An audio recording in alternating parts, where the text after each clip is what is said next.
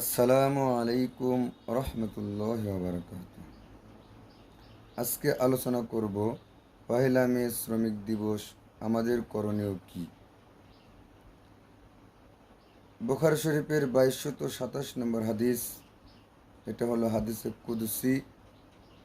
নবী আকরাম সাল্লাল্লাহু আলাইহি ওয়াসাল্লাম বলেন, আল্লাহ রাব্বুল আলামিন বলেছেন, রাজুলুস্তাজার আজিরান ফাস্তাওফা মিনহু ওয়ালাম ইউতি আজরাহু।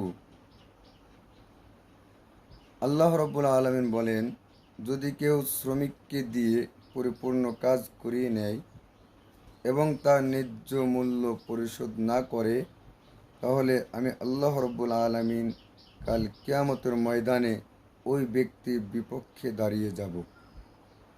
অন্য বর্ণায় আছে, অমাং কুনতু খসামাহু খসামতুহু।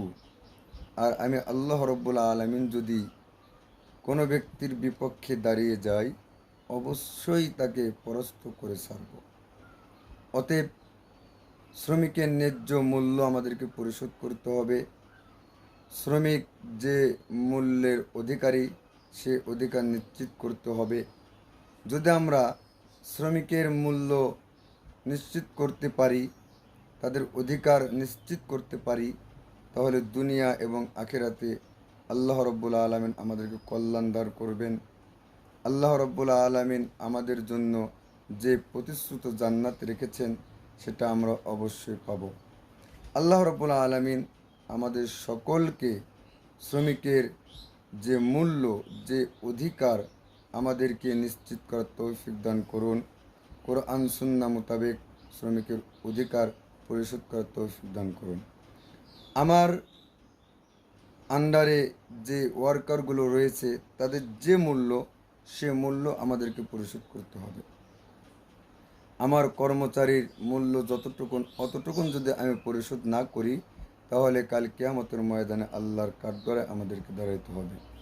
আমি যদি গার্মেন্টস বিজনেসম্যান হই, তাহলে আমার যে ওয়ার্কাররা আছে তাদের মূল্য পরিশোধ করতে হবে। আমরা গাড়ি ঘোড়াতে চলাফেরা করি, তাদের যে মূল্য, সঠিক মূল্য পরিশোধ করতে হবে। এবং আমরা নামাজ আদায় করি, ইমাম, মুয়াজ্জিন, খতিব, খাদেম যারা রয়েছে, তাদের যে ন্যায্য মূল্য, সেটা আমাদেরকে অধিকার করতে হবে। সেটা তাদের অধিকার নিশ্চিত করতে হবে। আমরা যদি আমাদের ওয়ার্কার যারা রয়েছে, আমরা যাদের পিছনে নামাজ আদায় করি, আমরা যাদেরকে দিয়ে আমাদের কাজগুলো পরিপূর্ণ করে নেই, তাদের অধিকার যদি আমরা নিশ্চিত করতে না পারি, তাদের অধিকার যদি আমরা নিশ্চিত না করি, তাহলে আমাদের যে ইবাদত বন্দেগী আমরা করি, আল্লাহ রাব্বুল আলামিনের দরবারে এর মূল্য কিছুই থাকবে না।